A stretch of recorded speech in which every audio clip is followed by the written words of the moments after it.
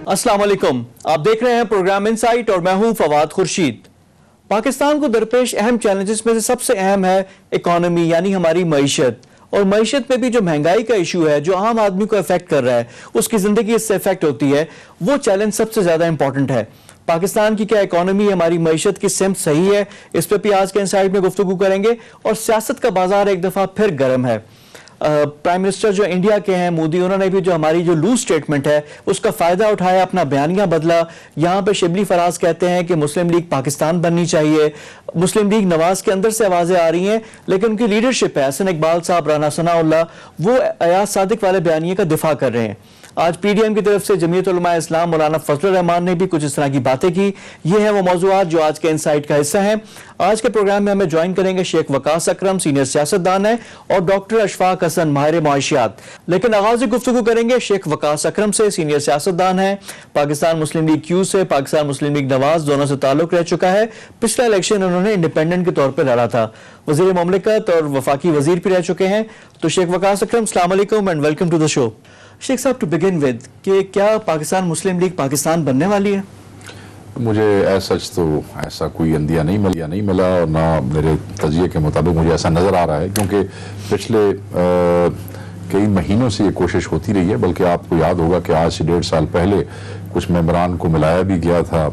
उसके बाद वो पंजाब में मिले भी, सही अलीम खान ने भी इकट्ठे किए, बुज़दार ने भी। ना शीन की बात होती है कि शहबाज अलहदा हो जाएंगे, शेख रशीद भी कुछ कहते थे। मुझे ऐसा नजर नहीं आ रहा जी।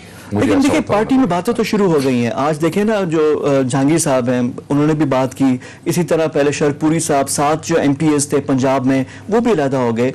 तो ये क्या पंजाब की सियासत में आपको बताता, क्योंकि आप खुद पंजाब से की सियासत बताता चलूं। जिस वक्त मियां शहबाज शरीफ आए थे, उस वक्त काफ लीग का एक फॉरवर्ड ब्लॉक बना था, आपको याद होगा, जिसमें जिस हवाले से मानेका साहब को वजीर बनाया गया था। इस किस्म के जो एलिमेंट्स हैं वो पंजाबी सियासत में रहते हैं और रहेंगे, बट दैट वो कोई इतना सब्सटैंशियल किस्म का डैमेज पीएमएलएन को मैं नहीं देखता कि कोई नई पार्टी उभर के आ जाएगी। लेकिन जो बयानिया है, क्या इसका देखें ना, अब तो ये पाकिस्तान की जो पॉलिसीज मुतसादिम है, इंडिया जश्न मना, मोदी बयान दे रहा है, ये अगर आपके वोटर के पास जा रही है बात, आप इसको जस्टिफाई कैसे करेंगे? और आज जो है हसन इकबाल जस्टिफाई कर रहे हैं, राना सनाउल्लाह जस्टिफाई कर रहे हैं, तो ये लेने के देने ना पड़ जाएंगे इनको अवाम के सामने। अगर ये इसको डिफेंड ना करें तो इनको लेने के देने पड़ जाएंगे। सर अयाज सादिक उनको साइड पे कर दें, उसकी कैजुअलिटी हो जाएगी। देखें ये अयाज सादिक को बचाने के चक्कर में पार्टी दाव पे आ जाएगी। और नवाज शरीफ का लंदन वाला बयानी अपनी जगह, मैं ये समझता हूं कि उनकी पार्टी ऑलरेडी दाव पे है। सो वो डू एंड डाई की सिचुएशन में है। जिस तरीके से उन्होंने आर्मी जनरल्स के नाम लिए, स्टेट के इदारों को पुकारा, वो ये नियत करके आए हैं कि डू एंड डाई सिचुएशन है। So don't worry about that. Sir इसमें डू का कोई चांस है? देखें, वो ये समझते हैं कि नुकसान तो हमारा हो ही रहा है, हमें दीवार से तो हुकूमत वक्त ने लगा ही दिया है, तो अगर जाएं तो जाते जाते जो है ना, वो पंजाबी में कहते हैं नारे मारते हुए जाइए। कि नजरियाती भी में हो गया, और फिर लेगेसी का, यानी आने वाली नस्ल के लिए ये कर रहे हैं कि उनको आने वाली नस्ल के अगले इलेक्शन के लिए बात कर रहे हैं ना। यहाँ देखें, पीपल्स पार्टी नहीं खत्म हो सकी किसी से, हुई बहुत बड़ा गैप आया था भुट्टो के बाद, फिर बेनजीर के बाद ठीक हो गया। मैं ये समझता हूं कि किसी भी पॉलिटिकल एंटिटी को खत्म तो नहीं किया जा सकता, डिस्ट्रॉय तो नहीं किया जा सकता। सो दे ऑलवेज वर्क कि जब हम आएंगे तो हम कुछ ऐसी चीज छोड़ जाएं कि जब अब हम आए तो हमारे पास बताने के लिए कुछ हो, दिखाने के लिए। अच्छा, इस पे 2 बातें हो रही है कि करप्शन का नैरेटिव, अभी जो भी बात करता था करप्शन की बात कर रहे हैं, उन्होंने उसको बिल्कुल ही साइड पे कर दिया और इतने स्टेक्स और एंटी अप कर दिया, हाई कर दिया कि अब उसकी कोई बात ही नहीं कर रहा। देखें, करप्शन की बात उस वक्त भी सिर्फ खान साहब कर रहे थे, और वो बात इसलिए भी किसी और नैरेटिव ने फौरी जो है वो कहते हैं मरूब हो गई, इसलिए कि उसकी तरफ सिर्फ गुफ्तगू हो रही थी, डिलीवर कुछ नहीं हो रहा था। यानी कि 2 साल से हम चोरों की बातें भी सुन रहे हैं, डाकुओं की भी सुन रहे हैं, लुटेरों करप्ट लोगों की भी, बट और वो सो कॉल्ड करप्ट लोग अंदर भी हैं, जेलों में भी हैं, इश्तेहारी भी है, मगर कुछ निकला नहीं। स्टेट ने कुछ वसूल नहीं किया, स्टेट के खजाने में कुछ आया नहीं, तो वो लोग भी एक हद तक सुनते हैं ना, फिर बंदे बोर हो जाते हैं। अच्छा, अब यहाँ पे इसलिए कोई भी नई चीज आती है تو پھر ایک ایسا نیریٹو جو ڈیلیور نہیں کر سکا نئی چیز اس کو ٹیک اوور کر جاتی ہے. اب تھوڑا سا آپ کہہ رہے ہیں کہ ہر کوئی اگلے الیکشن کی بات کر رہا ہے, اب تھوڑا سا نا آگے کی ذرا سوچتے ہیں, 2023 میں اپنے آپ کو لے کر جاتے ہیں. 2023 میں یہ عثمان بزدار, عمران خان کی گورنمنٹ, یہ 2 سال تو ادھر ہو گئے ہیں, 2 سال میں کتنا کر لیں گے, ہاف ٹرم مڈ ٹرم تو ان کا آلموسٹ ہو ہی گیا ہے. دوسری طرف اپوزیشن ہے, وہاں پہ بھی اس طرح کا بیانیہ جب آ رہا ہے, چیزیں ہیں, شکست و ریخت تو وہاں پہ بھی ہوگی.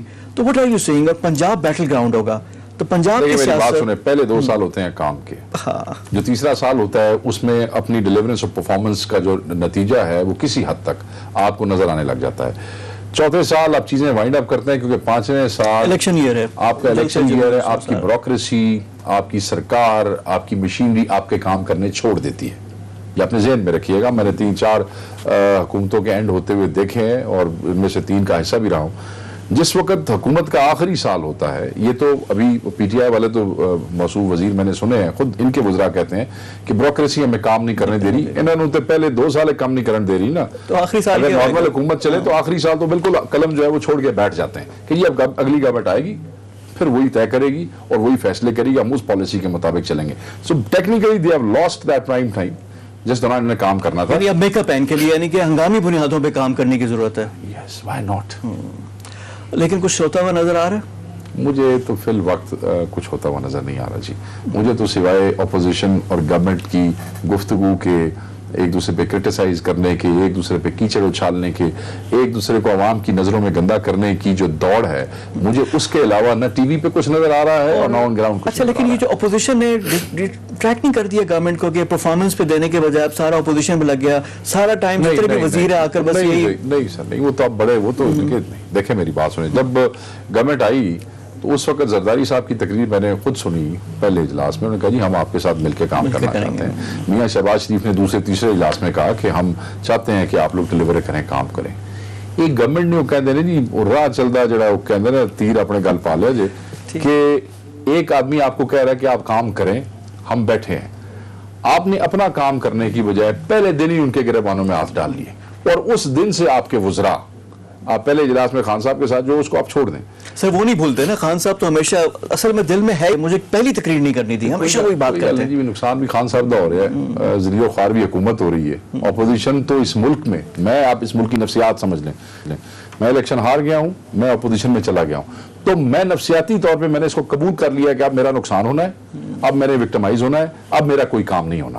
ٹھیک ہو گیا, اب میں نے صرف سمپل اپنے حلقے میں فاتحہ دینے جا کے جنازے پڑھنے, ٹھیک ہو گیا, یہ ہو گیا. یہ اس نفسیاتی طور پہ اس ملک میں اپوزیشن یہ کرتی ہے, اور گورنمنٹ جو ہے وہ ڈیلیور کرنے کی طرف جاتی ہے. آپ ایک ایسی اپوزیشن جو نفسیاتی طور پہ اور ٹیکنیکلی آپ نے اس کو مات دے دی تھی, ناک آؤٹ کر دیا تھا, اب آپ ان کو خود زندہ رکھے ہوئے ہیں. انہوں نے کوئی ایکٹیویٹی ہی نہیں کی ان جلسوں کے علاوہ. یہ جو اب 2-3 جلسے پچھلے پورے 2 سالوں میں اس اپوزیشن نے کون سی گورنمنٹ مخالف ایکٹیویٹی کی ہے بڑی, مجھے بتائیں آپ. اگر یہ زندہ رہے ہیں تو یہ صرف اور صرف عمران خان صاحب کی مہربانی سے زندہ ہے, یعنی ان کی جو حکمت عملی ٹھیک ہے. اچھا, جو لیڈر آف دا اپوزیشن ہے ان کا بھی بڑا اس میں کردار ہے, رول بھی ہے, وہ بالکل آرام سے سائڈ پہ ہو گئے ہیں. اب یہ جو چمگوئیاں ہوتی ہیں کہ خود سائڈ پہ ہو گئے ہیں, انہوں نے کہا کہ جی یہ میں کنٹرول کر رہا تھا, اب آپ جانیں اور وہ جانیں, تو اپنے آپ کو ایک وائبل آپشن کے طور پہ وہ سامنے لے کر آ رہے ہیں شہباز شریف. دیکھیں شہباز شریف تو بیچارے اب اس وقت تو he's in the jail, اب وہ ادھر سے تو وہ نہیں کچھ کر سکتے, ضمانت کے لیے اتنی کوشش بھی نہیں کر رہے. نہیں, وہ نہیں کر سکتے, ٹھیک ہے نا جی. دیکھیں میں تو اب ان کے یہ گفتگو بھی سنی ہے کہ اب یہ کہتے ہیں کہ ہم آپ کے خلاف ایسے کر دیں, وہ کہتے ہیں آپ کے پڑھ لو. اب آپ جو ایکشن کریں گے وہ کاؤنٹر پروڈکٹیو ہوگا اس وقت, کیونکہ آپ کے بنیادی ایکشن ٹھیک نہیں تھے. اب وہ خود سائڈ پہ ہو گئے ہیں یا کیا گیا ہے, آپ نے ان کو جیل میں ڈالا ہے, آپ نے ان کو گرفتار کیا ہے, آپ کی سرکار, آپ کی پولیس وہاں پہ گئی ہے. ہم یہ کیسے زیوم کرنا خود بخود شروع کر دیں کہ انہوں نے اپنے آپ کو علیحدہ کر لی. میں یہ سمجھتا ہوں کہ this was totally uncalled for, کہ آپ اپنی پرفارمنس پہ توجہ دینے کی بجائے آپ آلریڈی ایک ڈیڈ پولیٹیکل پارٹیز کو آپ نے جو ہے نا 2 سال زندہ کرنے میں لگا دیا. اچھا, اب آ جاتے ہیں کہ جو بیٹل گراؤنڈ پنجاب ہوگا, پنجاب میں ڈیلیوری کا بھی سوال ہے. پی ٹی آئی کی چوائس پہ بھی بہت بات ہو چکی ہے, عثمان بزدار. اب now we are beyond that point, کیونکہ اب وہ کر We are not beyond that point. Buzdar is still there. وہ یہ نا, تو اب وہ نہیں ہے نا کہ بزدار کو یہ کرنا, کوئی عثمان صاحب پہ اگر کوئی ڈیسیجن ہونا تھا, اب اس ڈیسیجن کے لیے اب ہٹانے کا کوئی فائدہ نہیں ہوگا نا. جو بھی آئے گا نیا بندہ, اس کو بھی ٹائم لگے گا, چیزیں ہیں. اب کم از کم انہی سے ڈیلیوری جو کہتے ہیں لوگ کہ یہی دیں گے, یہی ان کا بیسٹ چانس ہے. اور اب نئے بندے کو الیکٹ کرنا بھی ایک ایشو ہوگا, اور پنجاب میں ہی ریزسٹنس ہے. 2 طرح کے کام ہوتے ہیں. جی. ایک آپ نے ایڈمنسٹریشن، پنجاب میں آپ گڈ ایڈمنسٹریٹر نہیں ہیں تو آپ فارغ ہیں، جیسے وزار فارغ ہیں. دوسرا، آپ جب چیف منسٹر ہیں تو صرف آپ نے ایڈمنسٹریشن نہیں دیکھنی، آپ نے پالیٹکس بھی کرنی ہے. گلزار پالیٹکس میں بھی فارغ ہے. خان صاحب پنجاب میں بیٹھ نہیں سکتے ہیں.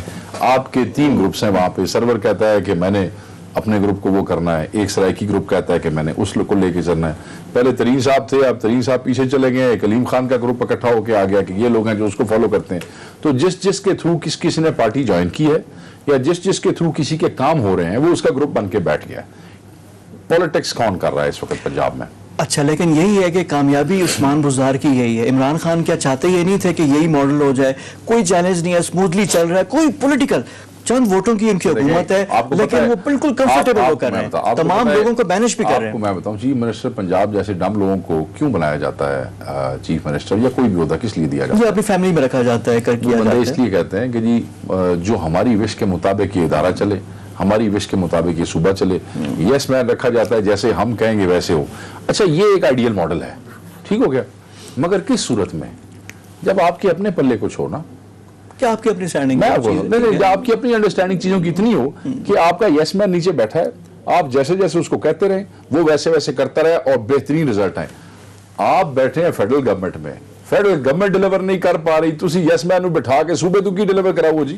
نگاہ یار کی باتیں نگاہ یار ہی جانے، کیونکہ اس کا نتیجہ ان کو جو بھی اچھا یا برا یہ مل جائے گا. مل رہا ہے، مل جائے گا، نہیں مل رہا ہے. تو ووٹ الیکشن ہوں گے تو اس میں تو دودھ کا دودھ اور پانی کا پانی، تو وہ ہو جائے گا. اچھا، اب آ جاتے ہیں کہ یہ پولیٹیکل سیناریو اپوزیشن کا بھی آپ دیکھ لیں کہ پی ڈی ایم میں بھی جو بیانیہ ہے، پیپلز پارٹی بھی چپ ہے. آج مولانا نے بیانات دیے ہیں، مولانا پھر ایک دفعہ پھر JUIF نے بھی کہا ہے کہ جی آپ نے اپوزیشن کو کیا، سارا کیا. تو یہ اتحاد کتنا عرصہ آگے آپ دیکھ رہے ہیں؟ مولانا دیتا ہے جی موج. مولانا پیپلز پارٹی حکومت چاہے تو مولانا صاحب اتوں بھی حصہ لگ جائے گا. PMLN نون کی اگر حکومت بن جائے تو مولانا کو ادھر سے بھی، مولانا کی تو وہ کہہ رہے نا پانچوں کڑائی میں ہے، مولانا کی تو موج ہے، وہ ادھر تقریریں کرے ادھر کرے. یہ دونوں حریف ہیں. میں آپ کو ایک مثال دیتا ہوں. گلگت بلتستان میں اس وقت الیکشن ہو رہا ہے، PDM کی ساری پارٹیاں ایک دوسرے کے خلاف الیکشن لڑ رہی ہیں، وہاں اتحاد کوئی نہیں ہے. So they can not be حلیف، they can be on one agenda against Imran Khan, ٹھیک ہے، بٹ آگے انہوں نے الیکشن ایک دوسرے کے خلاف لڑنے اور مولانا صاحب نے دونوں طرف چلنا ہے. ادھر جائیں گے تو ادھر سے حصہ لے لیں گے، ادھر جائیں گے تو ادھر حصہ لے لیں گے. تو میں یہ سمجھتا ہوں کہ یہ اور دوسری بات اس سارے معاملے میں آپ نے کہا کہ اتحاد کب تک کہہ رہے ہیں. Anybody who will get a good deal will be out of this اتحاد. اصل چیز یہی ہے. اور دوسرا میرا یہ کہ اگر بلاول کو آج اچھی مولانا اب ایاز صادق والا معاملہ ہے، کیا بلاول کی کیا ابھی تک پیپلز پارٹی نے کیا اس پہ کیا ہے؟ اور کیپٹن صفدر والا جو گرفتاری ہے اس میں بھی وہ ساری آگے پیچھے بات چیز. میں یہ سمجھتا ہوں اگر پیپلز پارٹی والوں کو گل سردی لب گئی تو ادھر بھی ہو جائے گا. اصل لیکن کمنگ بیک تو یہ جو اپوزیشن کی تحریک ہے یہ گورنمنٹ کو زیادہ اسٹرانگ نہیں کر گئی، کیونکہ اب جو ووٹر ہے وہ کنفیوز ہو گئے نا کہ پہلے تو علیحدہ علیحدہ تھا، PTI والے کو پتہ چل گیا کہ یہ ایک طرف ہے اور باقی ادھر ہو گیا. دوسرا جو سیم پیج والا نیریٹو ہے گورنمنٹ کا وہ اور پکا نہیں کر گئی یہ اپوزیشن. دیکھیں government same page with establishment, جی ود اسٹیبلشمنٹ فوج کے ساتھ. میں یہ سمجھتا ہوں کہ جو اپوزیشن کی تحریک ہے اور جو انہوں نے پلان دیا ہے اگلے مہینے وہ پشاور، ملتان، لاہور، لاڑکانہ دسمبر تک، اگر اسی اسپرٹ میں جائیں گے تو every day that is passing by government is losing. میرے دیکھنے میں، میری رائے کے مطابق بالکل یہ گورنمنٹ کا نقصان ہے. گورنمنٹ مضبوط نہیں ہوئی ہے، یہ کوئی نہ سمجھے. نہ کوئی گورنمنٹ کی عددی برتری زیادہ ہو گئی ہے، نہ گورنمنٹ کی ڈیلیورنس بہتر ہو گئی ہے. اور میں آپ کو بتاؤں اسٹیبلشمنٹس کے لیے جب لوگ لائبلٹی بن جاتے ہیں فواد بھائی تو وہ انہیں کس وقت چھوڑ دیتی ہیں پتہ ہی نہیں لگتا. میں آپ کو مثال دے دیتا ہوں. جنرل مشرف جو تھے وہ جب لائبلٹی بنے تو اسٹیبلشمنٹ نے ان کو جو ہے تھے بھی انہی کے بندے، انہوں نے ڈمپ کرتے ہوئے 1 منٹ لگایا تھا. جس وقت میاں نواز شریف لائبلٹی بنے جب وہ اسٹیبلشمنٹ کے ساتھ تھے تو ان کو ڈمپ کر دیا. سو یہ تو اس ملک میں روایت ہے. اسٹیبلشمنٹ اس ملک کی ہے، وہ اسٹیٹ کے ساتھ ہے. الٹیمیٹلی ان کے سامنے بگر گولز ہیں، انہوں نے بگر گولز کرنے ہیں. وین ایور دیکھیں نا کشتی میں اگر سوراخ ہونے لگ جائیں تو پھر آپ وزن بار پھینکنے لگ جاتے ہیں. اور یہ PDM کی کشتی میں کوئی سوراخ نہیں ہو رہا کیونکہ اس طرح کی جو نیریٹو آ رہی ہے، بیانات آ رہے ہیں، عام آدمی کا نہیں ہے نا. جو ایاز صادق نے دیا جس کو ڈیفینڈ کر رہے ہیں اس سے تو عام لوگوں کو متنفر کر رہے ہیں. اور جو آپ کا جو عام آدمی ڈیوائیڈڈ ہے سر، عام آدمی ڈیوائیڈڈ ہے. سر انڈیا والے معاملے پہ نہیں ہے، انڈیا والے معاملے پہ بالکل نہیں ہے، بالکل بھی نہیں. مذہب والے معاملے پہ بالکل نہیں ہے، اس پہ تو بالکل کلیئر کٹ آ جاتا ہے. تسی انڈیا والے معاملے کو کتنے دن ہیمر کر لو گے؟ लेकिन सर तो नुकसान तो हो रहे हैं ना सर मैं आपको बताऊं, आप एक इशू को, पेस ऑफ न्यूज इतना तेज है कि न्यूज़ आप फ्लो किसी है। चीज को जिंदा आप रख नहीं सकते ज्यादा देर तक। जो नुकसान होना था, स्टेट का डैमेज तो जो उन्होंने करना था वो कर तो दिया। इंडिया में भी वो होता डैमेज है। Has been done and I strongly condemn it, whatever he said Everyone does. And whatever Fawad said, both was condemnable. ठीक हो गया जी, दोनों का। अब कोई कहे मेरा स्लिप ऑफ टंग था, मेरी तरफ से दोनों ही गैर जिम्मेदार और गैर संजीदा बयानात थे, और दोनों ने ही स्टेट का नैरेटिव जो है उसको कमजोर करने की कोशिश की है। शेख वकास साहब, इसी नोट पे मैं आपसे जानना चाहूंगा, हमारे साथ मौजूद है शेख वकास अकरम, और जो आखिरी बात उन्होंने की है कि सियासत अपनी जगह, लेकिन जहाँ पे स्टेट नैरेटिव है, जो पाकिस्तान का नुकसान है, उससे थोड़ा सा इज्तनाब बरतना चाहिए, और वहां तक ऐसे लेवल पे नहीं जानी चाहिए कि बात जहाँ पे चीज गड़बड़ हो जाए। प्रोग्राम में वक्त हो गया एक ब्रेक का, ब्रेक के बाद आकर गुफ्तगू जारी रखेंगे। Stay with us.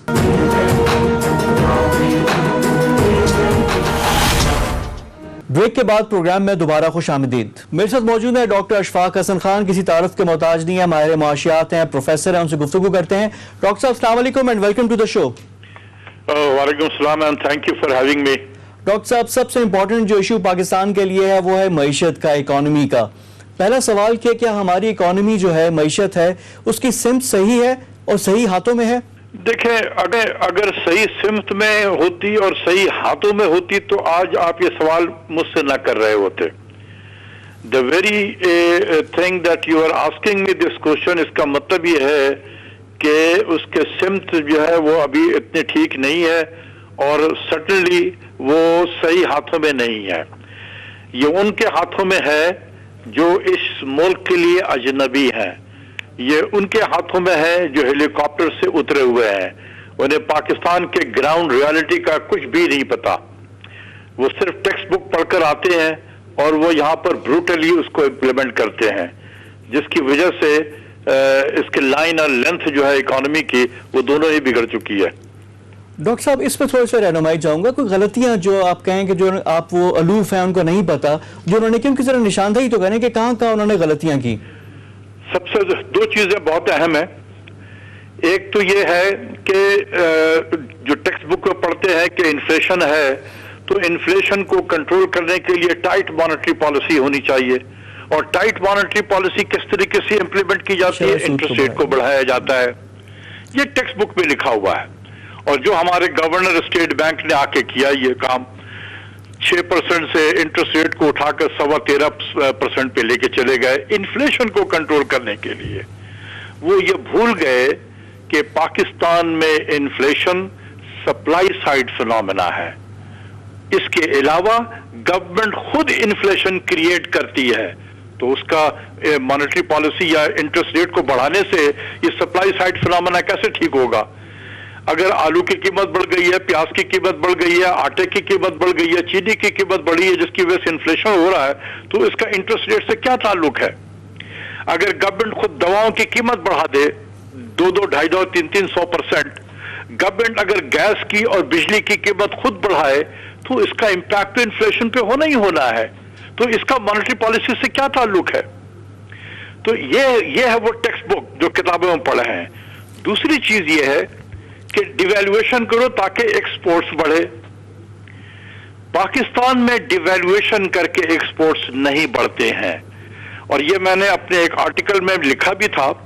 मैंने कोई 100 महीने से ज्यादा का नंबर लिया और उसको प्लॉट किया। सिर्फ मैंने, जब एक्सचेंज रेट 60 रुपए था तो उतना ही हम एक्सपोर्ट कर रहे थे मंथली, और जब 160 रुपया डॉलर हो गया तो भी हम उतना ही कर रहे थे मंथली। तो एक्सपोर्ट्स तो नहीं बढ़ा बल्कि कम हो गया, लेकिन उसकी वजह से जो उसके असरात हुए हैं महंगाई पे, डेट पे, बजट पे, उसने तबाही फेर दी पाकिस्तान की। डॉक्टर साहब, इसी से मेरा नेक्स्ट सवाल है, वो यही है कि ये दोनों इश्यूज अभी भी सर उठा रहे हैं। महंगाई, अभी इस गवर्नमेंट में जो अपोजिशन भी जलसे कर रही है, उसमें जो जज्बा जोश आ रहा है महंगाई की वजह से, कि आम आदमी वो कह रहे हैं कि हम तो रुल गए हैं। और दूसरा जो हमारी एक्सपोर्ट्स हैं, अभी थोड़ा सा कोविड को भी ब्लेम आप दे दें कि कोविड भी आ गया, लेकिन हम उसी रेंज में जो स्टेगनेंट है, यानी 25 बिलियन के आसपास ही हम लोग फ्लक्चुएट कर रहे हैं। ये दोनों इश्यूज, पाकिस्तान का जो एक्सपोर्ट्स है जी, आप 100-125 महीने का नंबर ले ले, 100 महीने से ज्यादा का یہ 1.8 سے لے کے 2.2 2.3 کے رینج میں موو کرتا ہے جی. اور یہ جو بڑھتے ہیں یہ صرف اس لیے کہ کبھی یونٹ پرائس جو ہے اس کموڈیٹی کا انٹرنیشنل مارکیٹ میں بڑھ گیا تو آپ کو اتنا ہی کوانٹٹی بیچی لیکن اماؤنٹ زیادہ مل گیا ڈالر میں تو وہ آپ کا بڑھ جاتا ہے.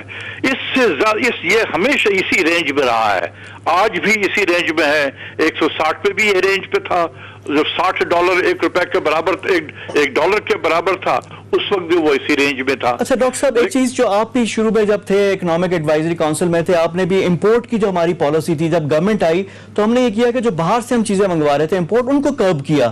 آپ نے بھی ایک صرف چیز کی ایگزامپل دی تھی کہ صرف چیز پہ پابندی لگا لیں ہم اتنے $1 ملین بچا سکتے ہیں, لیکن وہ معاملات تو ہم لوگوں نے اسی طرح کیا کہ امپورٹ کو تو کر دیا. اب حکومت شادیانے بچا رہی ہے کرنٹ اکاؤنٹ ڈیفیسٹ پہ کہ وہ پازیٹیو آ گیا ہے. تو یہ والی جو ہماری پالیسی ہے اس کے کیا ریزلٹس آ رہے ہیں؟ اس پالیسی کے بارے میں آپ کو اتنا بتا دوں کہ اگر آپ کسی گھر میں رہ رہے ہیں تو اس کے بجلی کا بل بھی آئے گا, گیس کا بھی بل آئے گا, آپ کو دیتے ہیں آپ منتھلی بل, لیکن اس گھر کو آپ بند کر دیں اور بند کر کے کہیں چلے جائیں, جب آپ واپس آئیں گے تو آپ دیکھیں گے کہ یہ بل جو ہے وہ میٹر کے رینٹ کے برابر آ جائے گا. تو آپ کہیں گے دیکھیں میرا تو بل آ رہا تھا 8,000 10,000 روپیہ, اب یہ تو 200-250 پہ آ گیا ہے, 300 پہ آ گیا ہے, تو میں نے بہت سیونگ کر لی ہے. تو بھئی آپ نے سیونگ نہیں کی, آپ نے گھر کو بند رکھا تھا. بالکل اسی طریقے سے کہ اگر آپ معیشت کے دروازے کو بالکل بند کر دیں تو پاکستان کی معیشت چلتی ہی ہے امپورٹڈ را مٹیریل پہ, امپورٹڈ کیپٹل گڈس پہ, امپورٹڈ مشینری پہ, امپورٹڈ اکوپمنٹس پہ, امپورٹڈ انرجی پہ. تو آپ معیشت کے دروازے کو بند کر دیں, یہ سارے امپورٹ گر جائیں گے, آپ کہیں گے جی بچت ہو گئی, یہ سرپلس ہو گیا. یار یہ تو جس طریقے سے ہم نے سرپلس لے کر آئے یہ کرنٹ اکاؤنٹ کو ہینڈل کیا ہے اسی نے بہت سارے مسائل کو جنم دے دیے ہیں.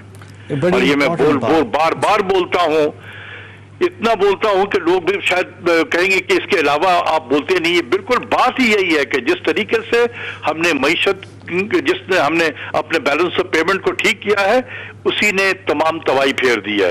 یہی رزلٹ ہم کسی اور طریقے سے بھی حاصل کر سکتے تھے. اگر ہم IMF کے راستے پہ نہ چلتے تو یہی رزلٹ ہم حاصل کرتے, یہی کرنٹ اکاؤنٹ ہمارا بہتر ہوتا. ابھی بھی ہماری جی ڈی پی بھی نیگیٹو میں.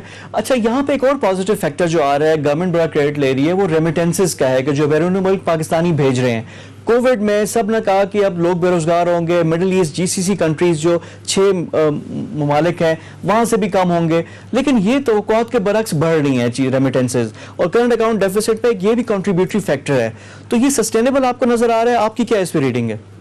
دیکھیں دنیا کے جتنے بھی ادارے ہیں جب وہ لکھ رہے ہیں کہ یہ ریمیٹنس تقریباً 20% گر جائے گا گلوبلی, تو ہم تو one of the 10 largest recipient ہے ریمیٹنس کے, تو ہم لازمی چیز ہے کہ ہم بھی اس سے افیکٹ ہوں گے. لیکن آپ خود سوچیں کہ ریمیٹنس بھیجتا کون ہے؟ جو پاکستانی وہاں ہیں وہ بھیجتے ہیں, اور وہ پاکستانی وہاں کب ہوتے ہیں؟ جب اس ملک میں اکنامک ایکٹیویٹی تیز ہو تو ان کو ڈیمانڈ فار مین پاور کی ضرورت پڑتی ہے, اور ہم سپلائی کرتے ہیں وہ مین پاور, تو یہ لوگ ہمارے یہاں سے جاتے ہیں وہاں پر, وہاں ارن کرتے ہیں اور ریمیٹنس بھیجتے ہیں. تو آپ خود سوچیں کہ کیا مڈل ایسٹ میں اس وقت اکنامک ایکٹیویٹی چل رہی ہے؟ آئل کی پرائسز, ابھی آپ نے انٹروڈکشن میں کہا کہ آئل کی پرائسز گر گئی ہیں ہماری, ابھی 37-38 ڈالر بیرل پہ آ گئی ہے. کووڈ کی وجہ سے یہ ہو سکتا ہے کہ تھوڑا اور بھی نیچے چلی جائے. تو وہاں پر تو ان کے اپنے مسائل ہو گئے ہیں کریٹ, وہ خود بورو کر رہے ہیں, ان کا اپنا بجٹ کا ڈیفیسٹ بڑھ چکا ہے, وہ اپنے ایکسپینڈیچر کو کٹ کر رہے ہیں, تو وہاں اکنامک ایکٹیویٹی سلو ہو گئی ہے. اور ہمارے لوگ جو ہے وہاں سے فارغ ہوئے ہیں اور وہ اپنے سیونگ لے کر آ رہے ہیں, اپنی سیونگ لا رہے ہیں, جس کی وجہ سے یہ بڑا سا لگ رہا ہے. لیکن یہ آگے جا کر سسٹین اللہ کرے بالکل, لیکن یہ اس پہ بھی خطرات کی آپ نے نشاندہی کر دی ہے. ہمارے بیلنس آف پیمنٹ پہ اس इसका पॉजिटिव इम्पैक्ट हो। लेकिन एज ए इकोनॉमिस्ट मैं इन 3-4 महीनों के नंबर पे मैं शादियाने नहीं बचाता हूं। ये मेरी ट्रेनिंग में हमें नहीं बताया गया है। ये सियासी तो हो सकता है, सियासी लोग कर सकते हैं, लेकिन एज इकोनॉमिस्ट हमारी ट्रेनिंग का हिस्सा नहीं है कि 1, 2, 3, 4 महीने के नंबर पे अब शादियाने बजा ले। लेकिन जो हमें लग रहा है, जो दुनिया कह रही है कि रेमिटेंस गिरेगा, हो सकता है कि ये FATF की वजह से जो मनी लॉन्ड्रिंग पे क्रैक डाउन हुआ है उसकी वजह से शायद कोई बेहतरी आ भी जाए। ये मैं नहीं कहता हूं कि नहीं आएगी, आ भी सकती है, बिल्कुल आ सकती है। डॉक्टर साहब, उम्मीद तो रखनी चाहिए कि हो, लेकिन जिस तरह आपने निशानदेही की कि हमें तैयारी अपनी करनी चाहिए, we should prepare for the worst, ताकि अगर ये हो। अब यहीं पे एक और विंडो ऑफ अपॉर्चुनिटी की बात आती है ऑयल प्राइसेस की।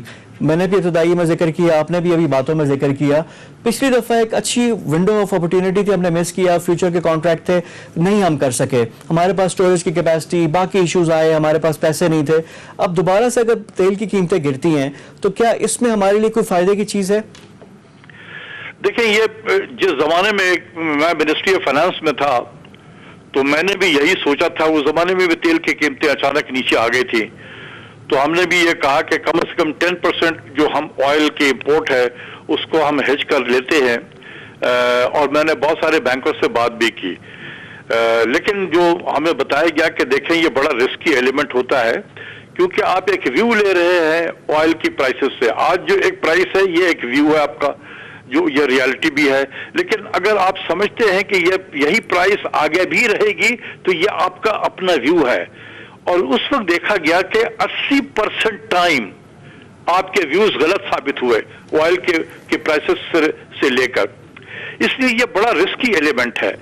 और डर इस चीज का है कि अगर कोई इन गुड फेथ अगर ये फैसला कर भी ले तो और कल को उलट हो जाए तो हो सकता है उसके पीछे नैब आ जाएगी। तो अफसर भी डरते हैं, मैं भी खुद डरा था उस वक्त भी, मैं भी डर के मैंने हाथ नहीं डाला था। तो अगर ये करना है उसका बेहतरीन तरीका ये है कि ये कैबिनेट के लेवल पे फैसला हो उसका। प्राइम मिनिस्टर अपने कैबिनेट में इसको फैसला करें कि हमें हेज करना चाहिए या नहीं करना चाहिए। एक सर्टेन परसेंटेज ऑफ ऑयल के जो हमारे परचेज है उसको हम कर सकते हैं, एक्सपेरिमेंट करने में कोई हर्ज नहीं है, लेकिन it has to be beyond ministry of finance. Cabinet के लेवल पे इसका फैसला है उसको जरा बैकिंग हो जाए ताकि लोग डरे मत। क्योंकि डॉक्टर साहब ये तो कोविड की वजह से है ना, कोविड अभी अगर ठीक हो जाता है, सारी उम्र तो कोविड नहीं रहना, पहले भी कोविड में बेहतरी हुई तो ऑयल प्राइसेस रिबाउंड की, डिमांड तो उसी तरह है, तो ये एक अच्छी अपॉर्चुनिटी हो सकती है जो करें। इसी से रिलेटेड एक और सवाल है कि जो एक और हमारे लिए अपॉर्चुनिटी है वो है डॉलर रुपी पैरिटी। अभी हमने देखा कि रुपया मुस्तहकम हुआ है डॉलर के अगेंस्ट, ये भी कोई वक्ती फिनोमिनन है या रहेगा यहाँ पे, इसका हम कैसे फायदा उठा सकते हैं? देखिए, एक तो ये है कि हमारा रिजर्व जो है वही $12 बिलियन के करीब है, उसी जगह पे खड़ा हुआ है।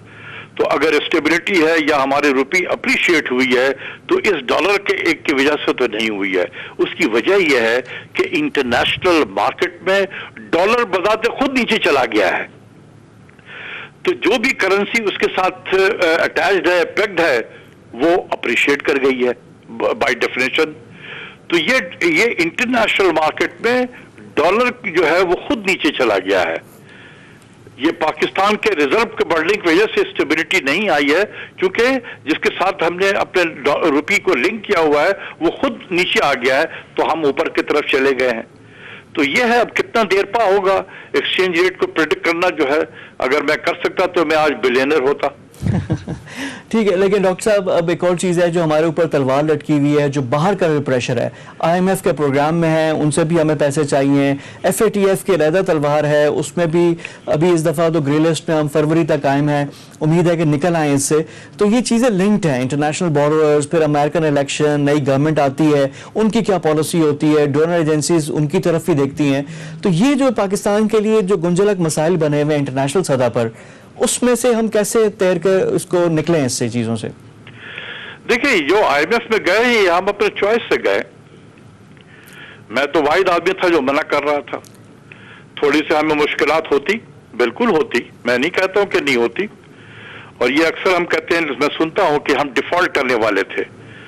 अरे बाबा, जब $400 मिलियन रिजर्व था तो जब हमने एक एटमी धमाका किया था तो $400 मिलियन रिजर्व रह गए थे नवंबर 1998 में।